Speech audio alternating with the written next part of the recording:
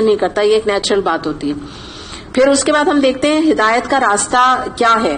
سورہ عنکبوت آیت نمبر 69 میں آتا ہے وَالَّذِينَ جَاهِدُوا فِينَا لَنَهْدِيَنَّهُمْ سُبُلَنَا وَإِنَّ اللَّهَ لَمَعَ الْمُحْسِنِينَ. اور جو لوگ ہماری خاطر مجاہدہ کریں گے، یعنی اللہ کی راہ میں جو جہاد کریں گے، انہیں ہم اپنے راستے کی طرف ہدایت دیں گے، اور یقیناً اللہ نیک لوگوں کے ہی ساتھ ہے. یعنی جو اللہ کی راہ میں کوشش کرے گا، جو اللہ کی راہ میں اسٹرائیو کرے گا، اپنی جان کو کھپائے گا، اپنی کیپیبلٹیز کو لگائے گا، پیسے کو لگائے گا، اپنی انرجی کو لگائے گا، اللہ تعالیٰ ضرور اس کو ہدایت کی طرف گائیڈنس دیں گے. تو پتہ کیا چلا، کوشش کرنی پڑتی ہے. آپ لوگ اپنے گھر سے نکل کر آئے ہیں، آپ نے کوشش کی، اپنے سٹیپس لیے ہیں. اگر آپ اپنے گھر میں بیٹھ کے دل میں خواہش ڈالتے رہیں اور کہتے رہیں اور راگ الاپتے رہیں مجھے ہدایت چاہیے، مجھے ہدایت چاہیے، تو ایسے نہیں ملے گی ہدایت. میں نے آپ کو جیسے پہلے بتایا، ہدایت چل کے نہیں آ سکتی، اس کے پیر ہاتھ نہیں ہیں کہ وہ چلنے لگے. تو یہی والی بات ہے کہ جو کوشش کرے گا، مجاہدہ کرے گا. یہاں تو لفظ مجاہدہ ہے، اور مجاہدہ کیا ہوتا ہے کہ اپنے آپ کو کھپا دینا، لگا دینا اللہ کے لیے، اس حد تک کہ جسمانی بھی تکلیف پہنچے تو انسان برداشت کرے، ذہنی تکلیف بھی پہنچے تو برداشت کرے. ذہنی تکلیف کیا ہے؟ آپ کا کوئی مذاق اڑائے، آپ کو کوئی کہے کہ تم صحیح کام نہیں کر رہے ہو، اتنے میں تو 4 پیسے کما لو، 2 گھنٹے جہاں لگا رہے ہو کچھ زیادہ کچھ مل جائے گا. تو سب باتیں بھی آپ سنتے رہیں اور پھر بھی آپ اللہ کی بات کے اوپر قائم رہیں. کوئی آپ کو سر کور کرنے پہ مذاق اڑائے، پھر بھی آپ سر کور کریں، آپ کہیں اڑانے دو ان کو مذاق. یہ ہے مجاہدہ. کوئی آپ کو سیگریگیشن کرنے پر آپ کو 4 باتیں سنائے، میوزک بند کرنے پر آپ کو باتیں آپ کے اوپر بنائے کہ کوئی فن نہیں اور کچھ یہ نہیں، آپ اس کی بڑبڑاہٹ سنتے رہیں، کریں وہی جو اللہ نے حکم دیا. یہ جہاد ہے بیسکلی.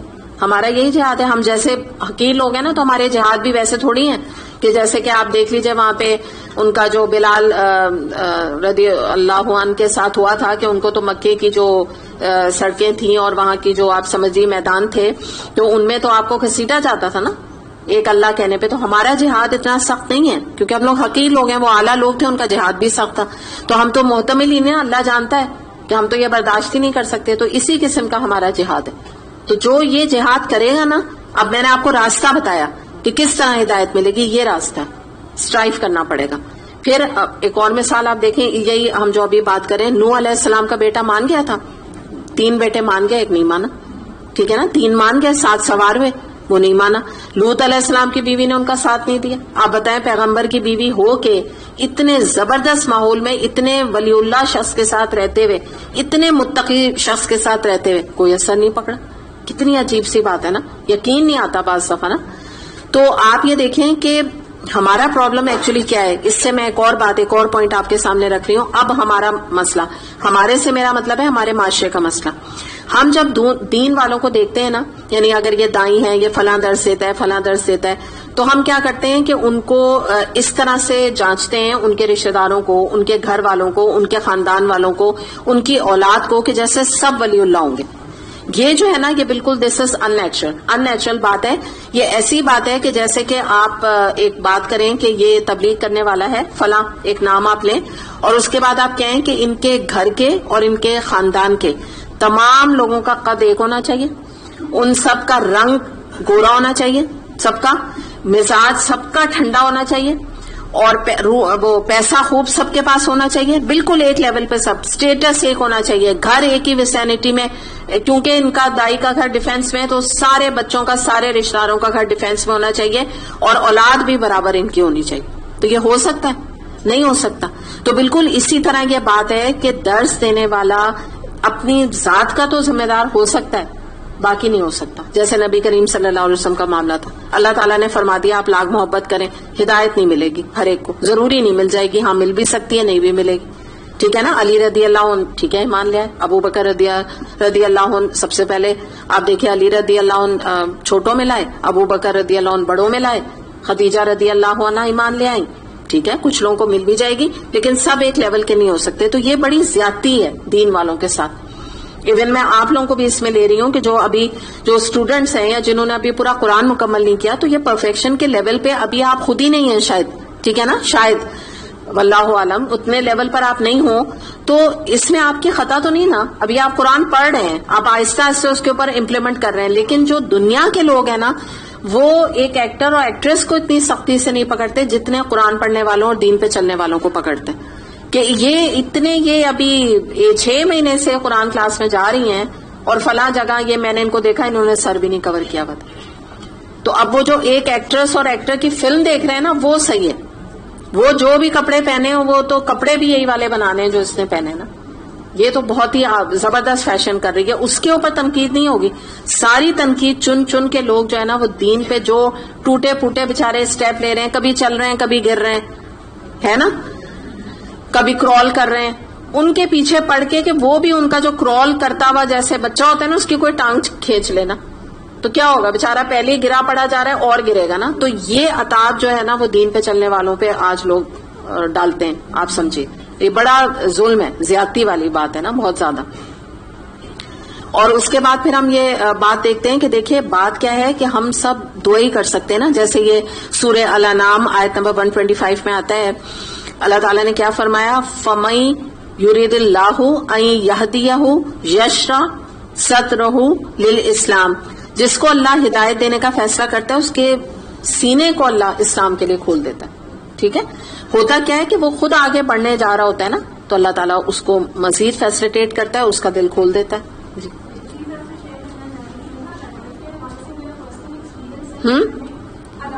ہدایت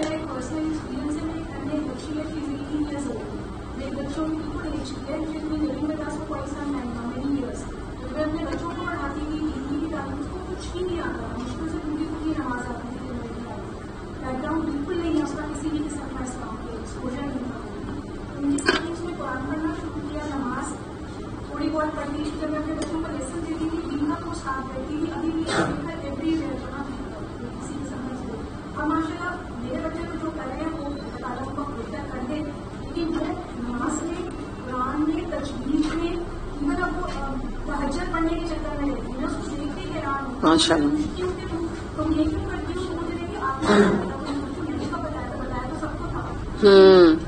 یعنی آپ کے ایکسپیکٹیشن سے بڑھ کے وہ بعمل ہو گئی ہے الحمدللہ. ہاں وہی میں نے کہا, اس سے بات یہ نکل رہی ہے کہ میں نے آپ کو جو ایک دفعہ یہ بات بتائی تھی کہ کبھی کبھی کہیں آپ لیسٹ ایکسپیکٹ کر رہے ہوتے ہیں, یہاں تو آپ تھوڑا بہت کر بھی رہی تھی. میں تو آپ کو اپنا بتا رہی ہوں, بعض دفعہ میں ایسے لوگوں سے بھی ملی ہوں جن سے میں نے کبھی امید ہی نہیں لگائی کہ یہ کبھی بدلیں گے, اور وہ ایسا بدلے ہیں کہ میں شرمندہ ہو گئی دل پہ, اپنے سوچ پہ, کہ میں شرمندہ ہو گئی کہ میں نے کہا میں نے سوچا بھی کیسے نا. حالانکہ سوچ پہ تو کوئی گناہ نہیں ہے نا, ایک آپ بھی جیسے کسی کے بارے میں رائے قائم کر لیتے ہیں دل میں کہ جیسے ہم بڑی کوشش کر رہے ہیں بھائی لگتا نہیں نا یہ بدلے گا کوئی, تو یہ بھی ہوتا ہے. یہ آپ کی بات سے میں ایک بات یہ بھی بتا رہی ہوں کہ ہدایت کا ایک فیکٹر یہ بھی ہے کہ کہیں کہیں آپ ایکسپیکٹ نہیں بھی کر رہے ہوتے اس کو ہدایت مل جاتی ہے. اس لیے کسی کے بارے میں یہ نہ سوچیں کہ اس کو کبھی ملے گی نہیں. یہ میری نصیحت ہے آپ کو, یہ نہ سوچیں, بدگمانی نہ رکھیں. جی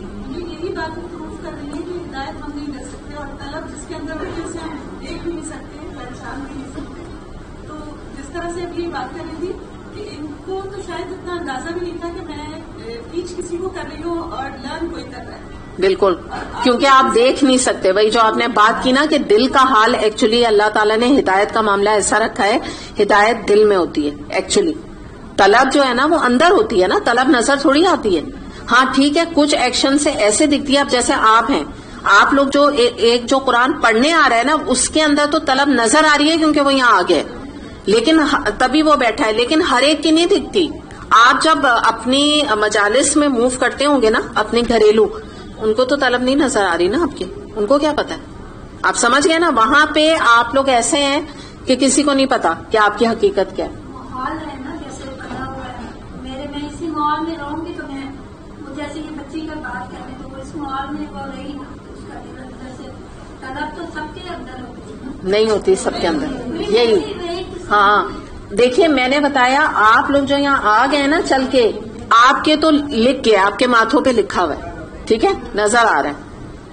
میں اس طرح آپ کو بول رہی ہوں نا, جو پڑھانے والا ہے نا وہ بھی دیکھ رہا ہے, پتہ ہے اس کو, ٹھیک. لیکن آپ کی یہی پوزیشن چینج ہو جائے گی جب آپ اپنے اس میں موو کریں گے, لوگ آپ کو نہیں پہچان سکیں گے. اور یہ بات یاد رکھیں, طلب ہر ایک کے اندر نہیں ہوتی ہے. اگر طلب ہوتی مسئلے ہی سارے ختم ہو جاتے ہیں نا. اللہ تعالیٰ یہی تو کہہ رہے ہیں کہ ہم ہدایت دیتے, تم نہیں دیتے. تو کس کو نہیں دیتے اللہ تعالیٰ ہدایت؟ جس کے اندر طلب نہیں ہوتی. ہاں وہ الگ بات ہے, وہ تو بالکل. جی میں نے یہی سوچا کہ جیسے باتیں نہیں کریں بس. ابو طالب تھے وہ ویسے پوری سپورٹ کرتے تھے لیکن صرف اللہ کی ذات پہ ایمان نہیں لاتے تھے. اور آج کل بھی آپ دیکھیں ہماری سوسائٹی میں اتنے لوگ نیک کام کر رہے ہوتے ہیں لیکن بس جہاں اسلام کی بات آتی ہے نا تو پھوٹا وہی چیزیں کچھ کر رہے ہوں گے بالکل. لیکن جو ہے نا جب اللہ نے کہا کہ ہم اس لیے نہیں کر رہے ہم تو لوگوں کی بھلائی کے لیے کر رہے ہیں دل پہ جو ہے نا یہ چچا ابو طالب اور آج کل کی بھی ہمارے دیکھیں یہ ہوتا ہے جو ہدایت ہے نا ایکچولی ہدایت شاید نہیں بس ان کو کچھ کر رہے ہوتے ہیں لیکن ایمان نہیں ہوتا. بالکل. اور آپ جو یہ بات بتا رہی ہیں آپ کو معلوم ہے کہ اگر بغیر نیت کے آپ کتنا بھی اچھا کام کریں وہ اچھا کام نہیں ہے. وہ آپ اس کو گڈ ڈیڈ کہہ رہے ہیں مگر وہ جو ایک ٹرم ہوتی ہے نا جو میں آپ کو بتاتی ہوں عمل صالح وہ نہیں بنے گی. ٹھیک ہے. اس کے لیے جو ہے اخلاص سے نیت درکار ہے. اور آخرت میں اجر بھی نہیں ہے ایسے. بالکل. آخرت میں اجر بھی نہیں. بالکل. آخرت میں بھی کچھ ہاتھ پلے نہیں آئے گا. لاکھ کریں اور بالکل مسلم بالکل نان مسلم تو چھوڑ دیں ان کی تو بات ہی نہیں. جو آپ اگزامپل دے رہی ہیں بالکل پرٹیننٹ اگزامپل ہے. ہمارے معاشرے کی ایک بہت بڑی تعداد جو ہے وہ واقعی بہت سے اچھے کام گڈ ڈیڈ اس کو وہ کہتے ہیں وہ سمجھ کے کر رہی ہوتی ہے اللہ کے لیے نہیں کر رہی ہوتی. اور بلکہ ان کو چڑ ہوتی ہے اگر ان کو جو یہ بات کہہ رہی ہے نا ان کو یہ بات بول دو کہ اللہ تعالیٰ نے اس کے اوپر اللہ تعالیٰ کا حکم ہے یا اللہ نے اس پہ بڑا ثواب رکھا ہے تو بڑے مایوس سے ہو جاتے ہیں. قرآن میں آتا ہے نا کہ جب اللہ کا ذکر کیا جاتا ہے تو ان کے چہرے بننے لگتے ہیں اور جب دوسروں کے ذکر کیا جاتا ہے تو ان کے چہرے پہ بشاشت آ جاتی ہے. اللہ تعالیٰ نے بتایا ہے قرآن میں ان کی تصویر کھینچی ہے ایسے لوگوں کی. اچھا تو اب آگے چلتے ہیں. اب ہم یہی دیکھتے ہیں اب اسی آیت کو ابھی کر رہے ہیں ابھی کمپلیٹ نہیں بھی آیت اسی کو ہم دیکھ رہے ہیں کہ اس سے ہمیں جو اب ہم تھوڑا سم اپ اس کو کرنے جا رہے ہیں کہ ہم کسی کی بھی ہدایت کا ذریعہ بن سکتے ہیں ہدایت دے نہیں سکتے. اس بات کو آپ بار بار اپنے دماغ میں دہرا لیں. اچھا اب کیا ہے کہ اب میں آپ کو بالکل امیڈیٹ اپنے لوگوں کا بتا رہی ہوں نا بچوں کے خاص طور پہ ہم بات کر رہے ہیں یا اپنی فیملی کی. تو ہدایت دینے کا ایک طریقہ یہ بھی ہوتا ہے کہ آپ اس کی شکل اس کی فارم کو بدل کے لوگوں کو دیں. بات سمجھ آئی آپ کو؟ طریقہ ذرا بدل دیں. جیسے اگر بچے کسی اور جو ٹیسٹ ان کو اچھا لگے مراد یہ کہ اگر وہ انگلش سے اٹریکٹ ہوتے ہیں اس طریقے سے ان کو ہدایت کا ذریعہ ان کے لیے آسان کر دیں. ہر طریقے سے جیسے بچوں کا ہوتا ہے بعض دفعہ ماں سے نہیں نماز میں ریگولیرٹی اختیار کرتے تو آپ کسی قرآن جو ویکلی اسکول ہوتے ہیں ان میں ڈال دیں. سیٹرڈے اسکول ہوتا ہے فرائیڈے اسکول ہوتے ہیں نا بچوں کے. تو تھوڑا سا ایک چینج کر کے ان کو ہدایت دینے کی کوشش کریں. پھر اس کے بعد ایک اور بات جیسے میں نے آپ کو بتائی کہ جب ہم یہ بات کرتے ہیں نا کہ دیتا ہدایت اللہ ہی ہے اور اس کا ذمہ دار میں ہوں. آپ ذمہ دار اپنی ہدایت کی آپ ہیں. ٹھیک ہے نا. یہ دو باتیں ساتھ ہیں. تو یہ چیز بھی انسان کو نا بہت بڑے ڈپریشن سے نکال دیتی ہے اور اس کا اسٹیٹ آف مائنڈ بڑا پازیٹیو کر دیتی ہے کہ بھائی میرے ہاتھ میں نفع و نقصان نہیں ہے کسی کا بھی. میں بس کوشش کر سکتی ہوں. ذمہ داری کس کی ہے؟ میری اپنی آپ کی اپنی. ٹھیک ہے نا. تو ہم اپنی ذمہ داری سب خوشی سے اٹھا لیتے ہیں. یہ ایک انسان کا نیچر ہے نا اپنی اٹھا لے گا کہے گا ہاں میری ذمہ داری نا میں جانوں. ٹھیک ہے. تو پتہ یہ چلا کہ ہدایت کو حاصل کرنا جیسے میں نے آپ کو بتایا مجاہدہ مجھے اپنے لیے کرنا ہے آپ کو اپنے لیے کرنا ہے نا بات. اور یہ ایک ٹھیک ہے ماحول ہے جیسے اب یہ بھی بات کر رہی تھی ایک ماحول سے ہدایت حاصل کرنا آسان ہوتا ہے. یہ بھی بہت امپورٹنٹ پوائنٹ ہے جیسے ابھی انہوں نے ذکر کیا کہ یہاں جیسے آپ آئے ہوئے ہیں یہاں پہ قرآن کے ساتھ ساتھ الحمدللہ ایک ماحول آپ کو پرووائڈ ہو رہا ہے جو آپ کے ہدایت کے لیے آسانیاں پیدا کر رہا ہے. الحمدللہ بیریئر نہیں بن رہا ہے کیونکہ ہم سب اللہ کے احسان سے لائک مائنڈیڈ ہیں. یہاں پہ کوئی آپ جب اللہ کا نام لیتے ہیں کوئی آپ سے لڑنے نہیں لگتا. آپ سر کور کر کے آتے ہیں آپ کو اپنی سب کولیگز ایسی دکھتی ہیں. آپ کو لگتا ہے کہ میرے جیسی تو یہ بھی ہیں میرے جیسی تو وہ بھی ہیں ایسے لگتا ہے نا آپ کو. تو آپ کو ایک انرجی سینرجی جس کو ہم انگلش میں کہتے ہیں وہ پیدا ہوتی ہے. ماحول کا بالکل افیکٹ ہوتا ہے. بہت ساری چیزیں آپ کر جاتی ہیں. آپ بعض دفعہ دیکھتی ہیں آپ کہتی ہیں یہ تو بچی مجھ سے بھی چھوٹی اس نے ابایا اسکارف پہنا یہ تو اس نے سر کور یہ تو اتنی چھوٹی اس کی تو شادی بھی نہیں ہوئی. آپ غور کرتی رہتی ہیں نا. ضروری نہیں آپ بات کر رہی ہوں آپ آ کے باقاعدہ ان کے آ کے انٹرویوز لے رہی ہوں بٹ آپ کو نظر تو آ رہا ہے نا. یا آپ کسی کو دیکھتے ہیں کہ بھئی یہ اتنے امیر گھرانے سے تعلق رکھتی ہیں اور پھر بھی جو ہے نا یہ دین کے اوپر چل رہی ہیں تو پھر میں کس کا انتظار کر رہی ہوں؟ میں کن لوگوں کے لیے ابھی تک میں نے دین کے اوپر عمل نہیں کیا نا. جب یہ اتنے لوگوں کا مقابلہ کر رہی ہیں تو اللہ کا شکر ہے ماحول بھی ہدایت میں بہت امپورٹنٹ رول ادا کرتا ہے. نو ڈاؤٹ بہت امپورٹنٹ چیز ہے ماحول. اور کیوں یہ کہا جاتا ہے کہ نکل کے قرآن پڑھو کسی ٹیچر سے پڑھو، ایک جماعت میں پڑھو. آپ دیکھیں آپ نے کوئی حدیث یہ نہیں دیکھی ہوگی کہ ہیں بہت سارے اجر اور ثواب ہیں اکیلے قرآن پڑھنے کے. وہ تو آپ نے الف لام میم پڑھا تو آپ کو 30 نیکی مل گئی نا، ٹھیک ہے. لیکن کیا ہے کہ یہاں یہ بات نہیں ہو رہی ہے. بات کیا ہو رہی ہے کہ جو فرشتوں کا نزول ہوتا ہے، رحمت کا نزول ہوتا ہے، سکینت کا نزول ہوتا ہے، وہ کہاں ہوتا ہے؟ مجلس میں، جہاں باقاعدہ حدیث ہے، جہاں قرآن لوگ پڑھیں اور پڑھائیں. یہ چیز آپ کو اکیلے نہیں. کیوں؟ کیونکہ اللہ تعالیٰ کو یہ چیز کا ادراک ہے. نبی کریم صلی اللہ علیہ وسلم کو یہ بات پتا تھی کہ تم جب مجلس میں بیٹھو گے تو تم پہ برکتیں نازل ہوں گی. ورنہ نبی کریم صلی اللہ علیہ وسلم بھی اس طرح نہ پڑھاتے نا، ایک دو لوگوں کو پڑھا دیتے، کہتے جاؤ تم گھر گھر جاؤ جا کے پڑھاؤ. آپ بھی ایک مجلس میں آپ نے قرآن کو پڑھایا نا. نزول جب آپ جو ہوتا تھا، آپ آگے پورے صحابہ کرام کو ہر ایک اس میں موجود ہوتا تھا. کافر چاہیں وہ آ جائیں، منافق چاہیں وہ آ جائیں، جو چاہیں آ جائیں، سب کو آپ قرآن پڑھ کے سناتے تھے. کس پہ تو اثر ہو جائے نا انشاءاللہ تعالی. تو وہی والی بات ہے کہ اللہ کے ایک اور رولنگ یاد رکھیں کہ ہدایت کے لیے اللہ کے آگے گڑ گڑانا پڑتا ہے. اور اس کے بعد اب ہم کچھ یہاں پہ آیات اور کچھ احادیث دیکھتے ہیں ہدایت کے حوالے سے. سب سے پہلے ہم دیکھتے ہیں سورہ رعد آیت نمبر 27 میں آتا ہے. اللہ تعالیٰ فرماتے ہیں وَيَهْدِي إِلَيْهِ مَنْ أَنَابَ، اور وہ اللہ اپنی طرف آنے کا رستہ اسی کو دکھاتا ہے جو اس کی طرف رجوع کرے. اب یہ وہ دلیل ہے جو اگر کوئی آپ سے یہ سوال کرتا ہے کہ اللہ ہی ہدایت نہیں دیتا ہم کیا کریں، اس کا جواب اس آیت میں موجود ہے. اللہ اپنی طرف آنے کا راستہ کس کو دکھاتا ہے؟ جو اس کی طرف رجوع کرے. تو یہ وہ دلیل ہے، ٹھیک ہے. اس کے بعد پھر ہم دیکھتے ہیں سورہ دہر ہے آیت نمبر 3 انا ہدیناہ السبیل اما شاکرا و اما کفورا. ہم نے انسان کو ہدایت کا راستہ دکھایا، اب وہ خواہ شکر گزار بنے خواہ ناشکرا بنے. ہم نے دکھا دیا راستہ، اب آگے اس کی ذمہ داری ہے. یا دوسری آیت سے ہمیں کیا پتا چل رہا ہے؟ ذمہ داری کس کی؟ میری. ذمہ داری کس کی؟ آپ کیا کہیں گی؟ آپ کی، ہماری نہیں، آپ کی، انڈیویجول آپ کی ذمہ داری ہے. اس آیت سے دلیل ہے. پھر ایک اور حدیث مسلم کی ہم دیکھتے ہیں. ابو ہریرہ رضی اللہ عنہ سے روایت ہے، نبی کریم صلی اللہ علیہ وسلم نے فرمایا جو شخص ہدایت کی طرف بلائے گا اسے ان تمام لوگوں کے برابر اجر ملے گا جو اس کی ہدایت کی پیروی کریں گے، اور پیروی کرنے والوں کے اجر میں اللہ تعالیٰ کوئی کمی نہیں کرے گا. یعنی اگر آپ یہاں آئے، ساتھ میں آپ اپنے ایک اور کوئی نیبر کو، اپنے فرینڈ کو لے کر آئے، تو اب کیا ہوگا کہ جو آپ کی وجہ سے قرآن پڑھے گا تو آپ کو اجر ملے گا، اس کا اپنا بھی اجر ملے گا اور اس کو یہاں لانے کا بھی ملے گا.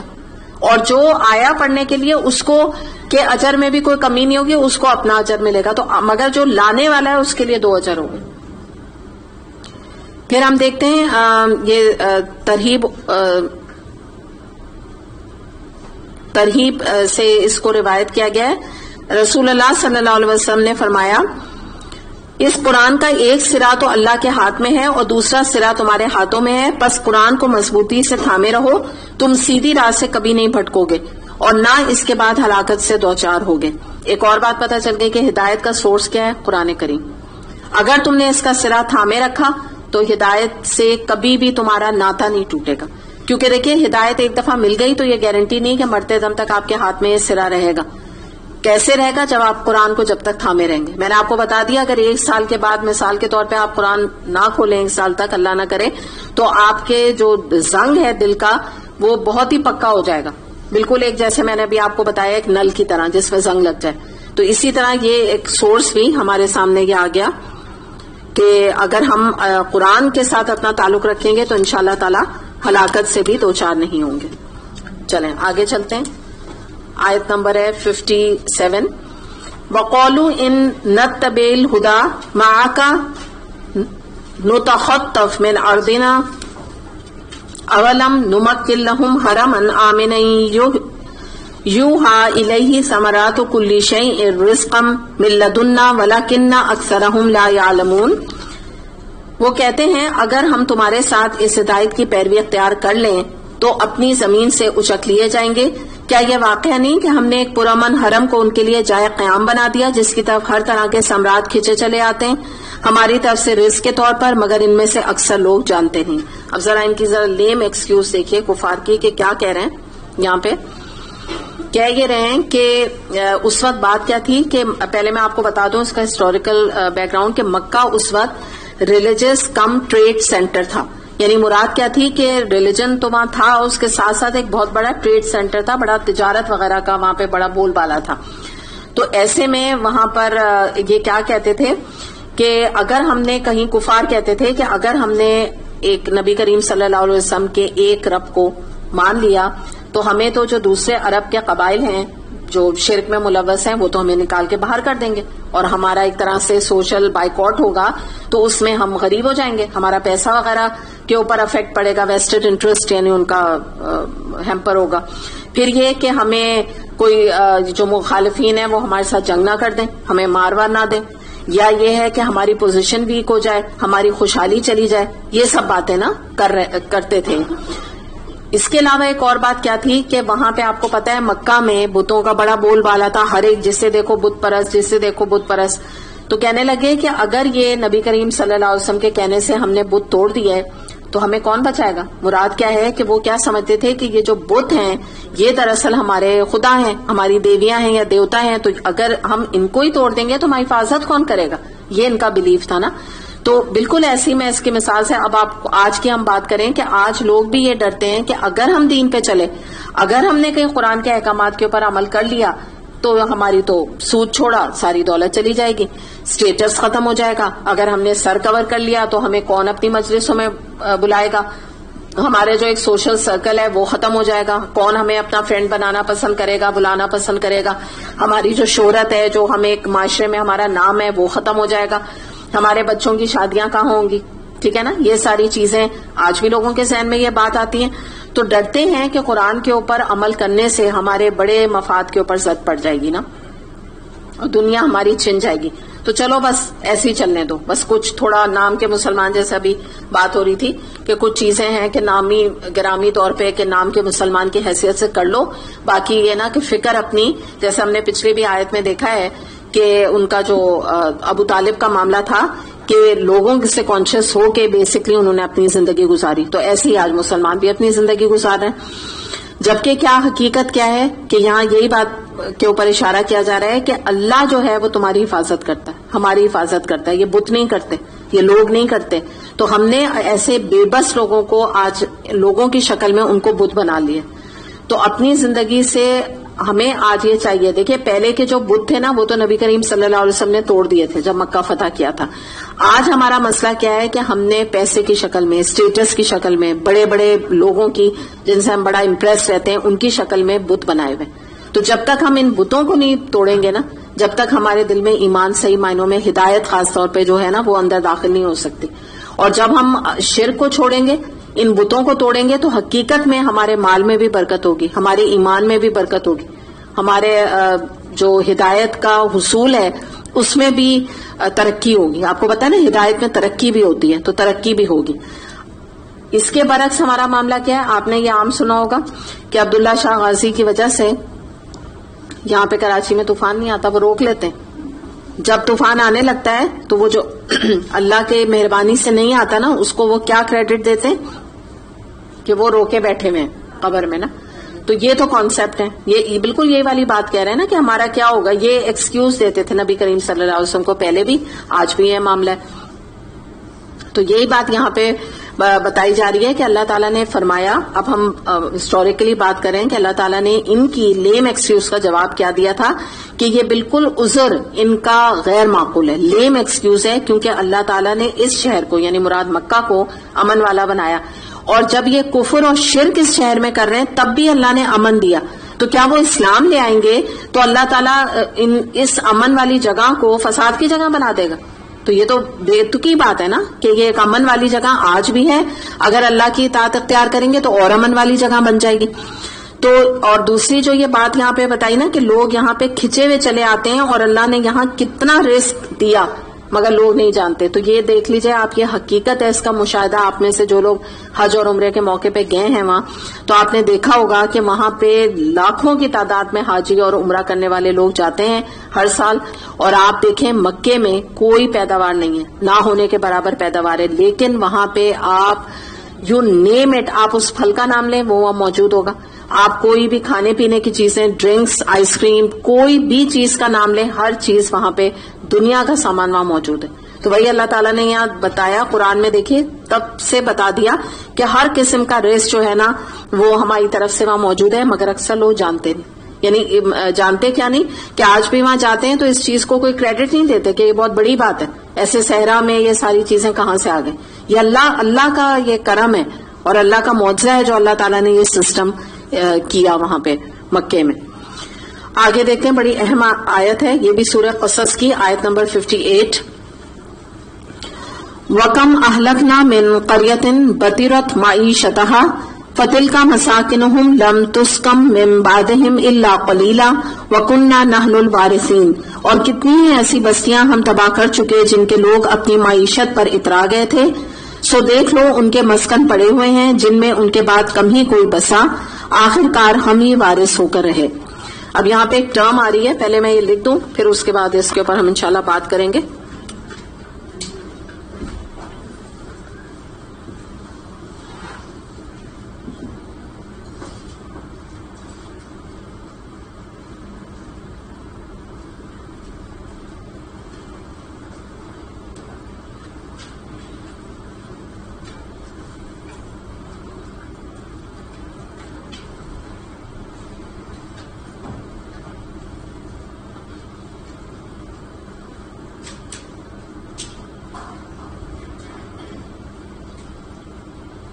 ٹھیک ہے. اب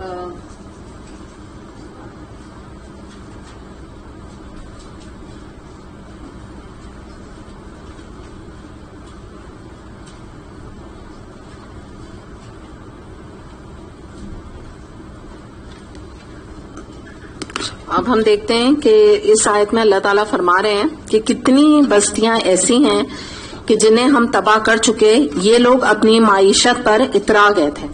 ٹھیک ہے، اس سے کیا مراد ہے ہم یہاں دیکھتے ہیں. پہلے تو ہم تھوڑا اس کا ہسٹوریکل بیک گراؤنڈ دیکھ لیتے ہیں. یہ جو ٹرم میں نے لکھی ہے نا آپ کے قرآن میں موجود ہے، میں نے زیر زبر نہیں لگائے، وہ آپ لگا لیجیے گا، موجود اس میں ہے. یہ تو قریہ کا مطلب ہوتا ہے بستی. ٹھیک ہے، آپ بورڈ میں اگر دیکھیں قریہ کا مطلب بستی، بطیرت بطر. ٹھیک ہے، بطر کیا؟ اترانا، بس ابھی آپ یوں سمجھ لیں. اور معیشتہا، معیشت آپ نے ورڈ اردو میں سنا ہے نا، معیشت. تو اب اس کو دیکھیں گے کون سی معیشت پر وہ اترا گئے تھے نا، اس سے مراد کیا ہے اب ڈیٹیل میں ہم دیکھیں گے. سب سے پہلے تو ہم یہاں پر اگر ہم اس کا ہسٹوریکل بیک گراؤنڈ دیکھیں تو اہل مکہ کو وارن کیا جا رہا ہے نا. ان کو یہ بتایا جا رہا ہے کہ تم کیا دیکھتے نہیں ہو کہ تم سے پہلے کتنی بستیاں تھیں، تم سے کہیں زیادہ طاقت میں، کہیں زیادہ اعلیٰ معیشت ان کی تھی. آپ سمجھ لیں معیشت کے اندر سسٹمز بھی آ جاتے ہیں، اکنامک سسٹم بھی آ جاتا ہے، ایجوکیشن سسٹم بھی آ جاتا ہے، کنسٹرکشن بھی آ جاتی ہے، لا کا جو سسٹم ہوتا ہے وہ بھی آ جاتا ہے. سب کچھ عروج پہ. آپ یہ سمجھ لیں نا، جیسے آج اگر ہم کہیں نا بیسٹ معیشت کہاں کی ہے، امریکہ کی، جیسے آپ کو پتا ہے نا سپر پاور ہے، تو اس کی اگر ہم آپ یوں بات سمجھ لیجئے کہ اگر ہم اس وقت بات کریں تو ہم کہیں گے امریکہ کی معیشت بڑی اسٹرانگ ہے. ٹھیک ہے نا، ایسے بات کریں گے تو یہ سمجھ لیجئے معیشت سے یہ مراد ہے. تو اللہ تعالیٰ فرما رہے ہیں کہ آج تم نے ان بستیوں کو، جیسے قوم عاد سمود وغیرہ، ہم نے بات بھی کی نا کہ کیا ان کی بلڈنگ بناتے تھے، اسکائی اسکریپرز بناتے تھے، باڈیلی بھی بڑے اسٹرانگ تھے. جیسے آج آپ کفار کو دیکھیے، ان کی عورتیں کتنی خوبصورت ہوتی ہیں، کمپلیکشن ان کے پاس دیکھ لیجئے، وائٹ کمپلیکشن ان کے پاس ہے، کوئی چیز کی کمی نہیں ہے نا ہر طرح سے. تو اللہ تعالیٰ نے یہ فرمایا اہل مکہ سے کہ آج تمہیں وہ پرانی جو تمہارے بڑے اسٹرانگ تھے، یہ تمہارے عاد اور سمود، تو ان کی بیشتر آبادیاں کھنڈر بنی ہوئی ہیں نا. آج تم نے دیکھ لیا کہ وہ ان کا بھی معاملہ کیا تھا کہ وہ اب ہسٹری میں رہ گئی ہیں، باقی نیز تو نابود ہو گئی، اور تھیں بڑی، ان کی معیشت بڑی اسٹرانگ تھی. لیکن کیا ہوا کہ وہ اس کے اوپر اتراتے تھے، اور اترا کے انہوں نے اللہ کے آگے، رسول کے آگے سر نہیں جھکایا. قوم لوط کو آپ دیکھ لیجئے کہ لوط علیہ السلام کے سمجھانے کے باوجود بات مان کے، اپنی جو برائی تھی، جو گندگی ان کے اندر تھی، مورل پولوشن جو موجود تھا، اس کو نہیں چھوڑ کے دیا کسی طرح. تو اللہ تعالیٰ نے نیز تو نابود کر دیے، تلپٹ ان کی بستیوں کو اوپر سے پھینک دیا، آسمان پہ لے جا کے ان کے اوپر پتھروں کی بارش کی. ایک ایک پتھر ٹارگیٹڈ ان کے اوپر لگتا تھا اور ان کو بالکل ختم چیر ڈالتا تھا ان کی باڈی کو نا. اور ایسے وہ پڑے رہ گئے جیسے کوئی چھوٹے چھوٹے پتھر یا پتے نہیں پڑے ہوتے. یہ حال ان کا ہو گیا نا. اب ہم آ جاتے ہیں اس بیماری کی طرف. یہ تو میں نے آپ کو ہسٹوریکل بیک گراؤنڈ بتا دیا کہ اللہ تعالیٰ کیا فرما رہے ہیں. افسوس کے ساتھ اب ہم دیکھیں گے کہ یہ بیماری ختم نہیں ہوئی. یہ 1400 سال پہلے جو اللہ تعالیٰ نے جس بیماری کی طرف اشارہ کیا، یہ ختم نہیں ہوئی ہے. اور یہ جو میں نے آپ کو بطر لکھ کے دیا ہے نا، یہ دراصل علماء نے اس کو ایک بیماری قرار دیا ہے. ٹھیک ہے, اور مطلب کیا ہے اس بیماری سے؟ بالکل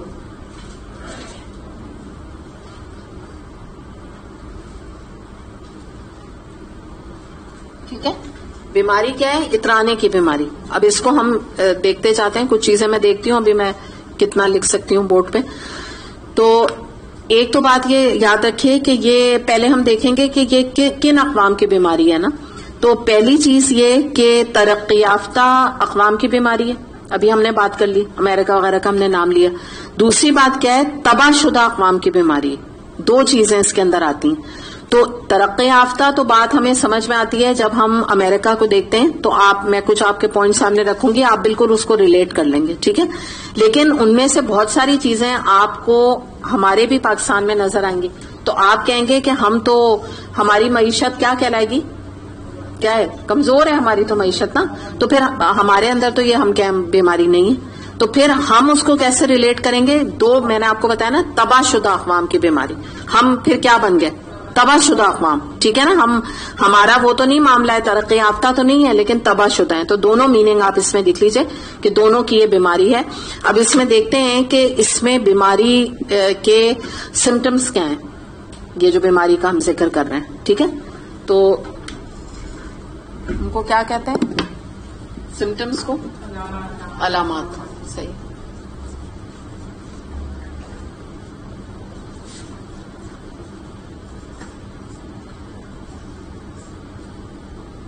ٹھیک ہے, علامات اب ہم دیکھتے جائیں گے ایک ایک کر کے.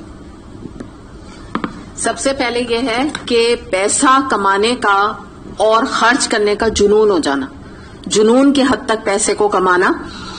اور ایک جو یہ آپ نے سنا ہوگا نا کہ if you have it, flaunt it.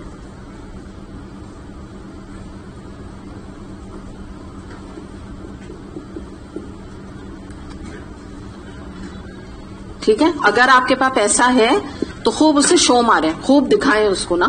پیسہ ہے, خوبصورتی ہے, جو بھی چیز ہے. پھر یہ کہ اگر آسائشیں ہیں تو اس کے اوپر پھولے نہ سمانا.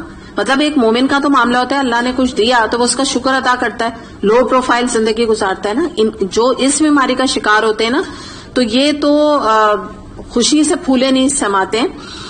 اب ان کی مثالیں میں کچھ آپ کے سامنے رکھوں تو آپ بات اور اچھی طرح سمجھیں گے. جیسے ہمارے ہاں جو ایڈورٹائزمنٹس ہوتے ہیں, تو اس میں جو ایک چہرے پہ لالچی خوشی ہوتی ہے نا, ایکسٹریسی چہرے پر, یہ اس کی مثال ہے. جیسے مثال کے طور پہ ایک اچھی میچور عمر کی عورت ہے, 25 سال 26 سال کی, سامنے آئس کریم کے کپ کو یا کون کو لالچی نظروں سے دیکھنا کہ جیسے بس اب یہ جو آئس کریم ہے نا یہ زندگی کا مقصد ہے, اور ایسا منہ کھلا ہونا کہ مطلب اس سے بڑھ کے کوئی اور نعمت نہیں ہے. ٹھیک ہے نا, تو یہ ہے وہ جو میں آپ کو بتانا چاہ رہی ہوں نا, بطر کی کیفیت, یعنی جو اس بیماری کا شکار ہوتا ہے کہ اگر یہ میرے ہاتھ آ گئی نا بس ساری دنیا مجھے مل گئی. مثال کے طور پہ خواب بھی اگر دیکھ رہے ہیں نا تو نرم گدوں کے, جیسے آپ یہ دیکھیے کہ ہمارے بل بورڈز کے اوپر گدا ہوتا ہے اور اس میں خوبصورت سی عورت کو دکھاتے ہیں نا, یعنی جیسے کل کمفرٹ کا یا سکون کا جو حاصل ہے وہ یہ گدا ہے, فوم کا گدا ہے, دیٹس اٹ, ہے نا. تو یہ جو چیز ہے نا, اس طرح کی یہ چیزوں کے اوپر ایکسپریشن گیا. جیسے آپ دیکھیں کہ جو ہمارے اس وقت بہت ساری جو چینز موجود ہیں کھانے پینے کی, تو ان کے برگر کی تصویر ہے یا ان کے کوئی چکن کی کوئی پیس کی شکل ہے, اس کے سامنے بچے کا وہ چہرہ نا, لالچی چہرہ کھانے کے لیے جیسے نا. تو یہ جو ہے نا کل ارمان اور کل جو خواہشات ہیں وہ یہی حقیر ٹارگٹس ہیں, اس کے اوپر جی رہے ہیں, بس یہ جینے کے معیار ہیں. چیزیں جمع کر لیں, اس کے بعد اس کو اور خرید لیں, پھر اور خرید لیں, پھر جمع کر لیں. یہ جو ایک طریقہ کار زندگی میں ہے نا, یہ ختم ہونے کا نہیں آ رہا ہے. تو اس میں آپ سمجھ لیجئے کہ جیسے 2-3 چیزیں آ گئی نا, امپریشن آف گریڈ, یعنی چہرے پر ایک لالچی خوشی ہے, پلس یہ کہ if you have it flaunt it. اور ایک اور چیز یہاں پر میں نے چھوڑ دی تھی, اب میں آپ کے سامنے دکھ رہی ہوں, بوسٹ اٹ. بوسٹ کا کیا مطلب ہوتا ہے؟ شو مارنا, پھر بوسٹنگ کرنا نا, شو آف کرنا. یس, ٹو شو آف. تو اس کے بعد نا فلانٹ کیا, اب اس کے بعد شو آفنگ بھی کرنا. انسانوں سے زیادہ چیزوں کو اہم سمجھنا، چیزوں کی اہمیت زیادہ ہے. جیسے میں ایک مثال آپ کو دوں گی کہ ایسے لوگوں کے گھر میں اگر کوئی مہمان آ جائیں اور ان کے گھر میں اگر کرسٹل کے کوئی شو پیس رکھے ہوئے ہیں تو ان کو وہ مہمان زہر لگیں گے. کس لیے؟ کہ ان کے بچے کہیں یہ میرا جو شو پیس ہے نا کرسٹل کا یہ توڑ نہ دیں.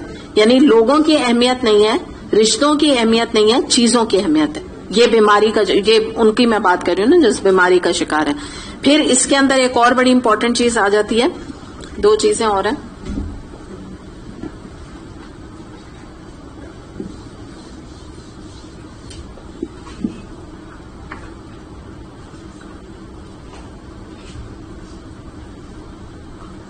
living beyond means.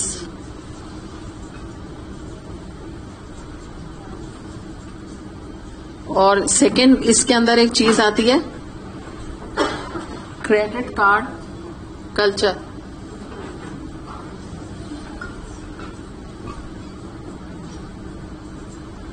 ٹھیک ہے، اس کو آپ سمجھ لیجئے کہ جلا کیا کہتے ہیں نا، جلا بخشتا ہے، یعنی بڑی اس کے سپورٹو ہیں یہ دو چیزیں کہ جو آپ کا اسٹینڈرڈ آف لیونگ ہے نا اس سے بیونڈ مینس میں اپنی زندگی گزارنا. جیسے ہمارے بڑے بوڑھے کہتے تھے نا، دیکھو جتنی چادر ہے نا اتنے پاؤں پھیلاؤ.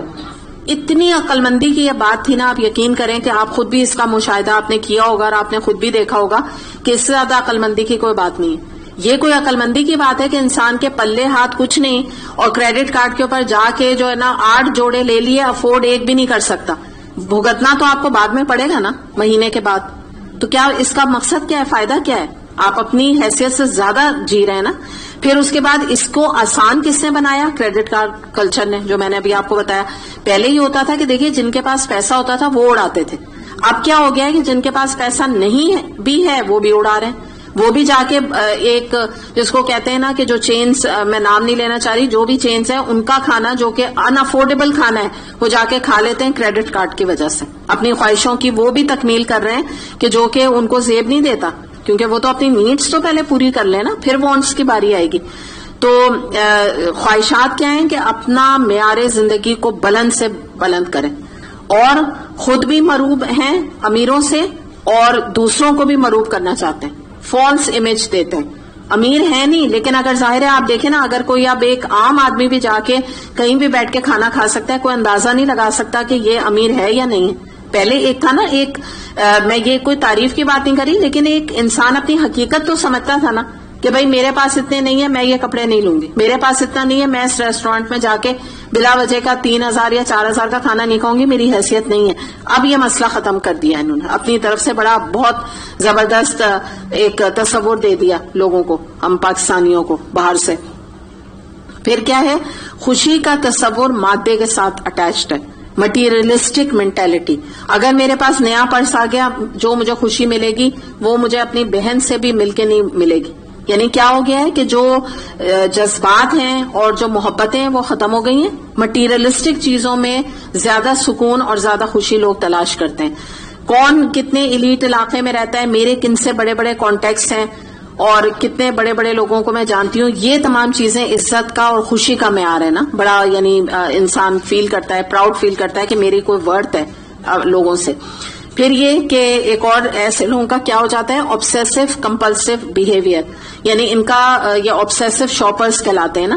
یعنی کیا ہوتا ہے، ہر وقت جو ہے وہ ایک جنون سوار رہتا ہے شاپنگ کرنے کا. پیسے پاس ہیں نہیں ہیں یا ویسے ہی بس دیکھ رہے ہیں کہ کبھی کوئی چیز نظر آ جائے، کبھی کوئی چیز ایسی مل جائے.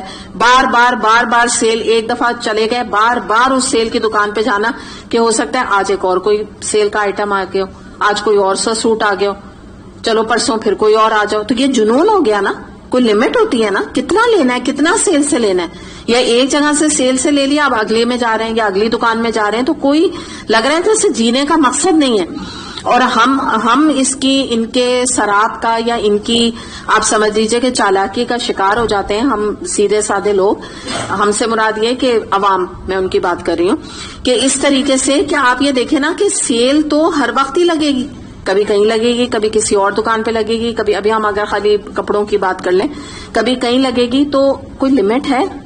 اگر ہر جگہ سے انسان سیل کے آئٹم اٹھاتا رہا، اور سیل بھی کتنی 20%، تو اگر ہر جگہ سے اٹھاتا رہا تو اپنے کو تباہ و برباد کرنے میں کوئی کسر نہیں رہ جائے گی. اگر قارون کا بھی خزانہ ہوگا نا تو ختم ہو جائے گا. کتنے بھی امیر بزنس مین کی کوئی بیوی ہو, لیکن اگر اس نے یہ کام پکڑ لیا ہے کہ ایوری ڈے اور ہر سیل میں جانا اور ہر برانڈ کی چیز کو خریدنا, تو وہ تو خزانہ بھی ختم ہو جائے گا بے برکتی, کیونکہ شیطانی کام اب ہو گیا نا. اب تو اسراف ہو رہا ہے, اب تو اللہ کے جو ہے نافرمانی ہو رہی ہے ایک طرح سے نا, اس لمٹ پر انسان پہنچ گیا ہے, کوئی لمٹ ہی نہیں ہے. بالکل آن لائن اور بہت انہوں نے فیسلیٹیٹ کر دیا ہے ان چیزوں کو. اور یہاں پہ دیکھیں ضرورت کی ابھی ہم بات نہیں کر رہے ہیں, اس کو مکس اپ نہیں آپ لوگ کیجیے گا پلیز, ٹھیک ہے. اس وقت ہم ضروریات کی بات نہیں کریں, ضرورت تک کے لیے اپنے لیے جائز ہے اپنی ضرورت کو پورا کرنا, چاہے وہ آپ کا کپڑا ہے, چاہے جولری ہے, چاہے آپ کے کھانے پینے کی چیزیں. ضرورت میں اللہ تعالیٰ نے ہرگز, بس اللہ تعالیٰ نے کہا کھاؤ پیو, اسراف نہیں کرو. یہ اسراف ہے. ایوری ڈے اگر آپ قرآن کلاس میں نہیں بیٹھے ہوئے اور آپ ایوری ڈے جا کے وہاں بیٹھے ہوئے اور کہہ رہے ہیں پھر میرے پاس ٹائم نہیں قرآن پڑھنے کا, تو یہ تو پھر مسئلہ ہو گیا نا, یہ تو بیماری لگ گئی حقیقتاً. اچھا پھر کیا ہے کہ مثال کے طور پہ اگر لڑکی کو پسند کرنے جا رہے ہیں رشتے کے لیے, تو لڑکی کی عزت کا معیار یا لڑکی کو پسند کرنے کا معیار کیا ہے؟ جہیز کتنا ملے گا, یہ معیار ہے نا. مطلب یہ بیماری لگی ہوئی ہے نا کیونکہ ان کے دماغوں کو. تو لڑکی کی ویلیو نہیں ہے لڑکی کا. پھر کیا ہوگا کہ لڑکی کا کم رنگ بھی چل جائے گا, لڑکی کی چھوٹی ہائٹ بھی چل جائے گی, کیونکہ وجہ کیا ہے کہ بدلے میں پلے میں سے جہیز مل رہا ہے بہت زیادہ. تو یہ جو ہے ایک مینٹیلٹی ہے نا کہ جو آپ کے سامنے میں رکھ رہی ہوں. پھر یہ کہ مثال کے طور پہ کیا ہے کہ ایک اور چیز اس میں ہوتی ہے کہ آپ نے یہ سنا ہوگا نا, بسٹنگ وتھ پرائڈ, یعنی یہ کہ فخر سے نا پھٹ رہا ہے آدمی نا, پھولے نہیں سما رہا, جس کو آپ ایک اور جملہ کہتے ہیں پھولے نہیں سمانا. تو اس کو کہتے ہیں انگلش میں ذرا اچھا زیادہ اور اچھا لگتا ہے معنی. یہ سب نا میں آپ کو سمجھے سمٹمز بتا رہی ہوں.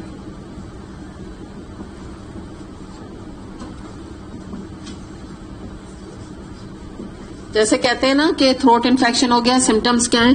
گلے میں بہت شدید درد ہو رہا ہے اور بخار چڑھ گیا ہے, بڑی ٹھنڈ لگ رہی ہے, جوڑی لگ رہی ہے, پیروں میں درد ہو رہا ہے, ہاں کمر میں درد ہو رہا ہے, یہ سمٹمز ہے نا.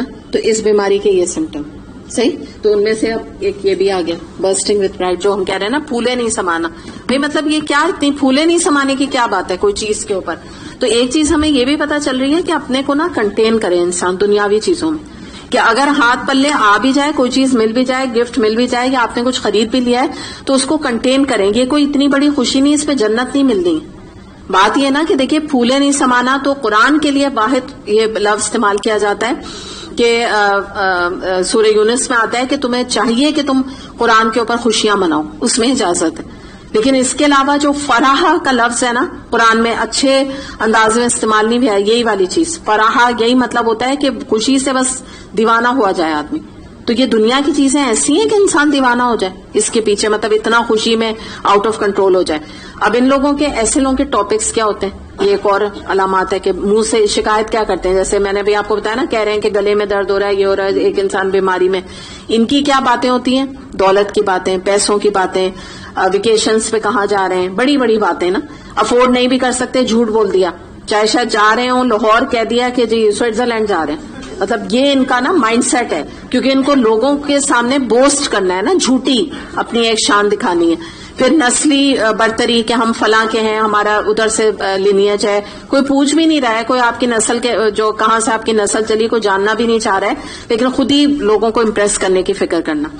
پھر اس کے بعد آج اس کی خاص جو اگر ہم کہنا پن پوائنٹ ہم کریں کہ کہاں بہت زیادہ اس کا اظہار ہوتا ہے, ہمارے معاشرے کی ایکچولی ہم بات کر رہے ہیں نا اس وقت, ہم باہر کے نہیں کر رہے, ہم اپنے معاشرے کی کر رہے ہیں. ان میں سب سے ٹاپ پر آج کل ویڈنگ پلانرز اور شادیوں کے فنکشنز ہیں, جو بہت ہم نے اس کے اوپر بات کی ہے کہ پیسہ لٹرلی لٹایا جاتا ہے, عیاشی کی حد تک جس کو کہتے ہیں. اور آپ یہ دیکھیں کہ دکھاوا کرنا, اترانا اس کے اوپر, زندگی اس کے اوپر کھپا دینا شادیوں وغیرہ کے فنکشنز میں. یعنی یہی زندگی کا مقصد ہے نا کہ بس بچے بڑے ہو جائیں تو ہم ان کی کہاں شادی کریں, کون سے ہال میں کریں, ایک سال پہلے سے بکنگ کرائیں. یہ سب زندگی کے آپ سمجھ لیجئے کہ مسئلے ہیں. زندگی کی خوشیاں بھی یہی ہیں, مسئلے بھی یہی ہیں, سب کچھ یہ کل زندگی یہ اسی کے اوپر بیسڈ کر رہی ہے. کون کس کلب کی ممبرشپ کس کے پاس ہے, اگر نہیں ہے تو آپ سے محروم کوئی نہیں ہے, مطلب آپ تو کسی کام کے اب ہے ہی نہیں اگر آپ کے پاس کسی کلب کی ممبرشپ نہیں ہے. یا یہ ہے کہ آپ کے جو ہے کون سے اسکول میں بچے پڑھتے ہیں, اچھا فلاں میں اسکول میں ایڈمیشن نہیں ملا, بےچارے اتنے اب نارمل ہوں گے, نہیں ملا تبھی نا, ایسے ہی کوئی اسکول میں مل گیا. تو اسٹینڈرڈ آف لیونگ اور اسکول کا بھی ایک بہت بڑا ہمارے یہاں یہ ٹاپک ہے, کس یونی میں ملا, کس یونیورسٹی میں پڑھتا ہے. تو یہ جو ساری چیزیں ہیں, اس لیے اب ہم دیکھتے ہیں کہ یہ جو بطر کی بیماری ہے, اسی لیے ایکسیسو مرد جو میں نے آپ کو بتایا نا, پھولے نہیں سمانا, یہ اسلام میں پسندیدہ نہیں. کسی بھی چیز پہ آپ کو کوئی چیز بھی مل جائے نا, یہ ایکسپریشن جو ہے یہ پسندیدہ نہیں ہے. کہ اسی لیے بہت زیادہ ہنسنے کو نبی کریم صلی اللہ علیہ وسلم نے بہت زیادہ ہنسنے کو منع فرمایا اور کہا کہ اس سے تمہارے چہرے کا نور جاتا رہے گا. تو منع کیا آپ نے اس چیز کے لیے نا. اور جہاں تک مسکرانے کی بات ہے, ایک پلیزنٹ ہونے کی, تو نبی کریم صلی اللہ علیہ وسلم مسکراتے تھے. تو یہاں ہمیں دیکھنے کی ضرورت ہے. اب ہم تھوڑے اس کے یہ دیکھ لیتے ہیں کہ ہم کیسے اس سے بچ سکیں نا. یعنی بطر کا علاج کیا ہے؟ بطر کا علاج یہ ہے کہ نعمت کی ذمہ داری کو محسوس کریں.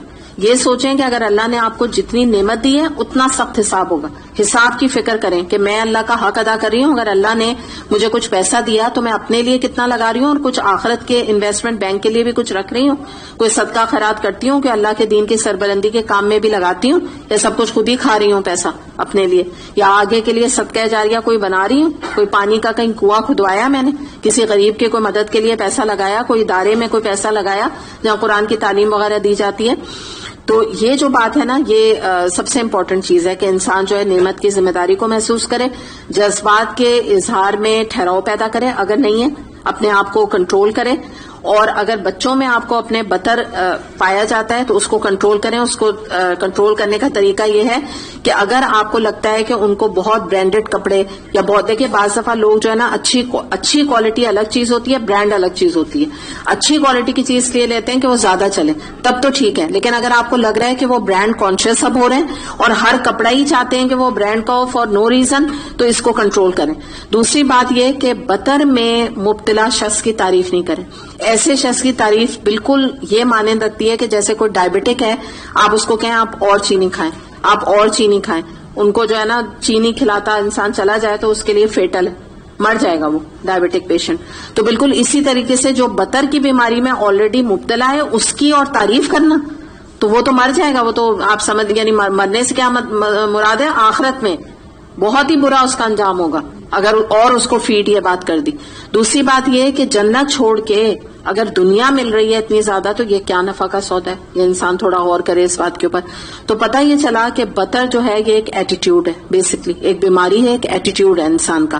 اور جنت کی نعمتوں کا دنیا کی حقیر چیزوں سے کوئی کمپیریزن نہیں ہے. یہ انسان یاد رکھے اپنے ذہن میں, جنت کی نعمتوں کو زیادہ سے زیادہ یاد کرے کہ یہاں اگر کچھ چیزیں مجھے نہیں ملی وہاں مل جائیں گی انشاءاللہ. نبی کریم صلی اللہ علیہ وسلم نے فرمایا دنیا مومن کے لیے قید خانہ ہے اور کافر کے لیے تو جنت ہے. اسے ترمذی نے روایت کیا. تو واقعی یہ سوچے انسان کہ اگر اپنی میں جنت دنیا بنا رہی ہوں تو پھر تو کوئی پرابلم ہے, کیونکہ نبی کریم صلی اللہ علیہ وسلم نے تو فرمایا کہ کافر کے لیے تو دنیا جنت ہو سکتی ہے, تمہارے مومن کے لیے نہیں ہو سکتی جنت. ترمذی میں حدیث آتی ہے, نبی کریم صلی اللہ علیہ وسلم نے فرمایا اللہ کی نگاہ میں اگر دنیا مچھر کے پر کے بھی برابر ہوتی تو وہ پانی کا ایک گھونٹ بھی کسی کافر کو نہ پلاتا. یعنی مراد یہ ہے کہ اللہ تعالیٰ کی نظر میں دنیا کی کوئی ویلیو نہیں ہے, تبھی اللہ تعالیٰ نے اتنی بھر بھر کے وافر مقدار میں کافروں کو دی ہے. ورنہ اللہ تعالیٰ جو ہے نا کیا لکھا ہوا ہے کہ مچھر کے پر کے برابر بھی ویلیو اللہ کی نظر میں نہیں ہے, ورنہ کافر جو ہے نا اس کو نہیں اللہ نصیب کرتا. اللہ تعالیٰ نے اسی لیے اتنی ان کو دنیا دے دی, اتنی دنیا دے دی کہ لو دنیا اور دیکھتے ہیں تمہارا کیا حال ہوتا ہے. مہلت دے رہے ہیں اللہ تعالیٰ, جس کو آپ سمجھتے ہیں نا قانون استدراج, ہم جس کے اوپر بات کرتے ہیں. چلے ایک تھوڑا سا ٹائم ہے, ایک آیت اور کر لیتے ہیں, آیت نمبر 59. وَمَا كَانَ رَبُّكَ مُهْلِكَ الْقُرَىٰ حَتَّىٰ يَبْعَثَ فِي أُمِّهَا رَسُولًا يَتْلُو عَلَيْهِمْ آيَاتِنَا وَمَا كُنَّا مُهْلِكِ الْقُرَىٰ إِلَّا وَأَهْلُهَا ظَالِمُونَ. ترجمہ دیکھتے ہیں. تیرا رب بستیوں کو ہلاک کرنے والا نہ تھا جب تک کہ ان کے مرکز میں ایک رسول نہ بھیج دیتا جو ان کو ہماری آیات سناتا, اور ہم بستیوں کو ہلاک کرنے والے نہ تھے جب تک کہ ان کے رہنے والے ظالم نہ ہو جاتے. یعنی مراد یہ کہ اللہ تعالیٰ نے اتمام حجت کے بغیر, ابھی میں بتاتی ہوں اتمام حجت کیا ہوتی ہے, اتمام حجت کے بغیر کسی قوم کو ہلاک نہیں کیا. اتمام حجت کیا ہوتی ہے, اللہ تعالیٰ نے رسول بھیج دیے, کتابیں بھیج دی, ٹھیک ہے. لوگوں تک بات کو، حق کو پہنچا دیا. اب اس کے بعد اگر کوئی نہیں مانتا تب اللہ نے ان اقوام کو ہلاک کیا. یہ ہوتی ہے اتمام حجت. اللہ نے اپنا فرض ادا کر دیا، اور اللہ تعالیٰ یہاں نے بڑی ایک حقیقت کی طرف اشارہ کیا ہے کہ ہم مرکز میں رسولوں کو بھیجتے ہیں. یعنی مراد کیا ہے کہ یہاں آپ دیکھیں کہ جب تک ان کے مرکز میں ایک رسول نہ بھیج دیتا، مرکز سے مراد آج آپ سمجھیں کہ کیپٹل سٹی، سینٹرل سٹی، جیسے ہم کہیں گے اسلام آباد کیپٹل ہے، یا کراچی کو بھی آپ سینٹرل سٹی کہہ سکتے ہیں نا. تو ایسی جگہ پہ نبی آتے رہے تاکہ مین جگہ پر ایک ٹاپ لیول پر دین کی دعوت آئے، اور اس کے بعد اس کے نیچے کے جو شہر ہے نا وہ خود بخود بڑے لوگوں کو دیکھ کر ایمان لے آئیں گے. یہ ہمیشہ سے طریقہ رہا اللہ تعالیٰ کا کہ مرکز میں اللہ تعالیٰ نے نبی بھیجا، اور اس کے بعد بھی اگر ان کی بستیوں میں، یعنی نیچے طبقے کے لوگوں نے اس کے بعد کی بستیوں میں یا اس بستی میں لوگ ایمان نہیں لائے اور کفر اور شرک کے اوپر اصرار اپنا جاری رکھا، تب اللہ تعالیٰ نے ان کو ہلاک کیا. ایسے ہی مضمون اگر آپ مزید دیکھنا چاہتی ہیں تو سورہ ہود آیت نمبر 116 اور 117 میں ایگزیکٹلی یہی بات جو یہاں پہ بتائی گئی ایک اور طریقے سے آیت کی صورت میں آتی ہے. تو انشاءاللہ تعالیٰ آج اتنا ہی ہم کریں گے. وآخر دعوانا ان الحمد للہ رب العالمین. سبحانک اللہم و بحمدک، اشہد ان لا الہ الا انت، استغفرک و اتوب الیک. السلام علیکم ورحمۃ اللہ وبرکاتہ. اچھا، ایک اناؤنسمنٹ آپ لوگ سن کے اٹھیے گا. آپ سے بات یہ کرنی تھی کہ اب تو اچھا